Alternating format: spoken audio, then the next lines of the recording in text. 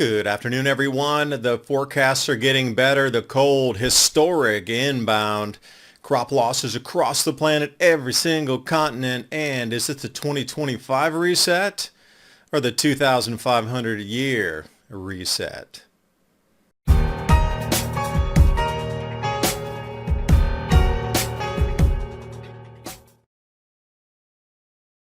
And off Ben Knoll weather here showing us the trajectory through the 12th of January 13th, historic cold rolling in, and I would ask you, do you think the setup that we're seeing with this on the left, 2025, matches up with the middle 1600s during the Maunder minimum, a grand solar minimum? If the answer is yes, a history book is the best guide for what the future will entail. Also off Ben Knoll giving us this one here showing clouds. A little bit easier to follow with the model. But it all ends at the same outcome. Over the next 15 days, all but 4 states will be below freezing. And that might even change with Florida. Again, jet stream wind speeds.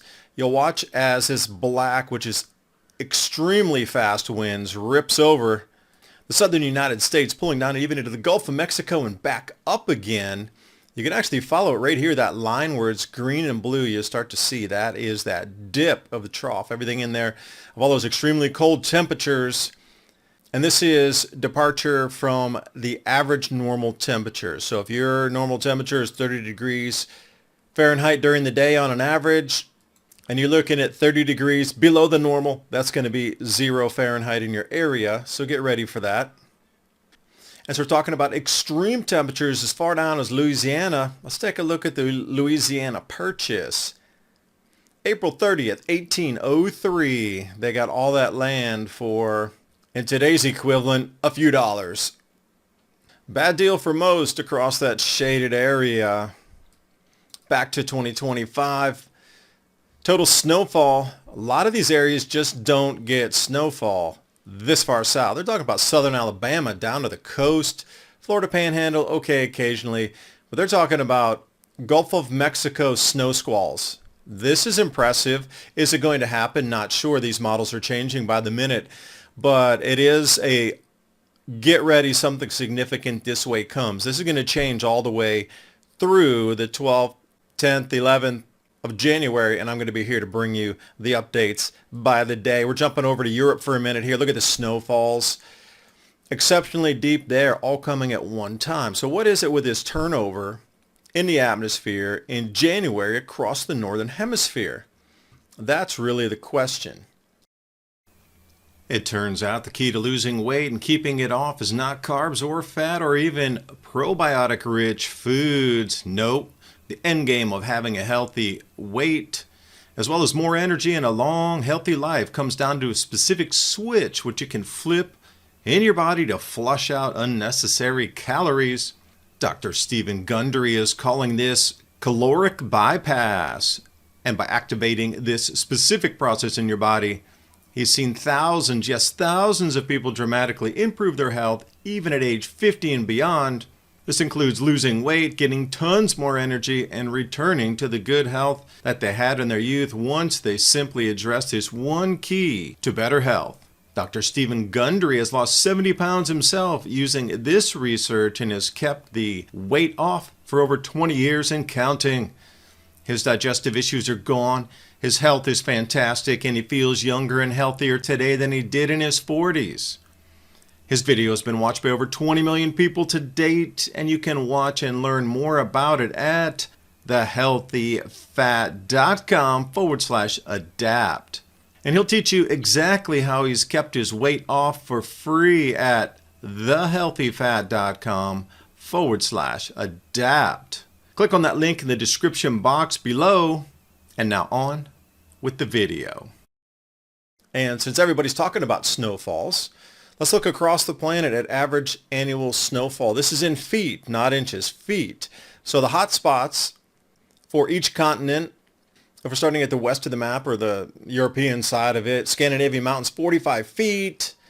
The Chugach Mountains, North America, 106 feet. Greenland only gets 25 feet. Southern Patagonia, 166 feet, which takes the leaderboard on this Southern Alps, 31 feet. Was that New Zealand? And then we get to the Himalayan mountains, 134 feet. That's very, very deep. But climbing to the peak of Everest, unveiling the Bitcoin flag, which is quite unique. I never thought about doing that myself. So this cold that we're experiencing or going to experience is going to come in different levels. Now, the number one thing to think about is not the cold itself. We can repair our pipes. We can unthaw. The amount of cold is so all-encompassing in so many areas all at one time that are all going to be drawing on the grid excessively, meaning record power draw. There's just not going to be enough overage to then send on to other areas that are going to be demanding it more. Keep in mind, these same temperatures are going to be over in Washington, D.C., all the way from New Jersey down, and Washington, D.C. takes precedence over anything else. They will cut the rest of states off and do a blackout to make sure they get enough power. Also, TVA, they usually export power during times like this, but all their outbound destinations are going to receive record cold temperatures too, in addition to Tennessee, although it's not just exclusively Tennessee. But where is the extra draw going to come when the provider now needs extra power draw? And if we go over to Texas, we're going to see absurdly low temperatures there again, so ERCOT's not going to be able to give it. Everywhere you look, there's going to be massive, massive record power draw. And as we look right now, the amount of megawatts across these areas, all in unison, receiving record cold temperatures, and I mean way below. This is going to be a historical event for cold.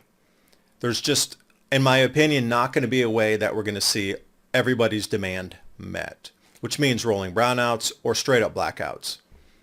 And if it does do that, how long does it take to bring everything back online again?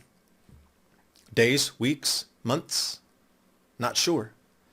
I'm just saying it's a significant event. These weather maps are going to change consistently as we move through. We're going to get better and better forecasting as we get closer to the dates, especially like 2 to 3 days out. But right now, it is a distant early warning, and one that at least our news feeds across the United States should be telling us, but all I hear is crickets and silence. If the entire alternative media and individual broadcasters space is throwing this everywhere now, like get ready, and we're still not hearing a single thing on what you consider mainstream media. It's kind of sad, but get ready. Another indication that things are, well, not as consistent and locked in with our systems moving around the planet, i.e. jet streams, cloud cells. Chili peppers are losing their heat. Okay, pricier chili peppers. We're coming into record pricing for red chili peppers in China. 2-year high in October. All right, that's just something we're seeing as a side note. But Volcafe, cut in Brazilian Arabica coffee. We saw this record pricing already for Arabica coffee and Robusta coffee. I've done a couple videos on this, but look at the shortfall. Highlighted in blue, global coffee production, shortfall of 8.5 million bags. And each one bag is 132 pounds. You do the math on that. Meaning higher prices. Potato prices, Tunisia, they're having record floods and record snow as well. I'll bring you that tomorrow in the story. But right now, Tunisians are moving to the black market to get potatoes that are set at the $1.90 dinar rate. So a lot of the warehouse facilities are like, yeah, you can have the $1.90 one from like year-old potatoes that are already sprouting. Sure, you can have that, which is bringing people to anger and shortages because of unusual growing conditions there. Okay, potatoes are a staple, but here also, how about wheat being a staple? Southern Australian farmers count their losses after worst season in decades. Let's look in here. Uncontrollable conditions created one of the most challenging seasons on record. Okay, we're going back way more than 100 years on this. Falling by 40%. So put that in perspective. This is a major, major wheat producer on the planet. They're down 40% off the 5-year average. And this one, I really shook my head here when I saw this. Normally, they deliver about 5,000 tons into the silos, but they were at 200 tons this year. And I'm going to keep going with the, oh no. Now Southern Africa, in addition to South Africa going into mega drought, which is now causing them to import corn when they're normally an exporter every year to enter Africa. 7,000 hectares of wheat also destroyed in Zambia, which just shows that this drought is expanding. It was in Malawi, it was in Lesotho, South Africa, and it just keeps making its way north. The entire southern part of Africa is going into a mega drought that is peeling back the crops. 7,000 hectares, you need to multiply by 2.4, so you're getting close to 20,000 acres. But this is just one story amongst dozens that are now emerging out. Corn crop pretty much lost across the southern part of Africa. We're looking at major grain reductions around the planet. That's why your food's getting more expensive. Also coming over to Moldova, just like we had rent moratoriums, etc., a few years back here in the States when everybody was locked in their homes. Right now, same thing. Parliament's approving moratorium on debt collection from farmers. They're having such a terrible season around there, too, that the seed, the fertilizers, the inputs, the fuel, all was wasted. They just barely got any harvest this year. So the government's like, you can't come in and confiscate the land from these farmers. We need to protect them so they can grow food next year. And that's the whole thing. It's all about next year. We're seeing so many crop losses across the planet in unison on every continent. This is the real reason all of your food and disposables are going up. Is coffee a necessity for you to stay alive? Not really. That's a disposable income. Nicety for everybody here. Orange juice as well. But we can see with the super freeze coming, orange production is going to diminish further in Texas and Florida both. So wherever you would look, it's just death by 1,000 cuts of food pricing. So if you thought your food prices were high now, the World Food Organization, World Food Program, had pegged food prices globally back at an 18-month high in November.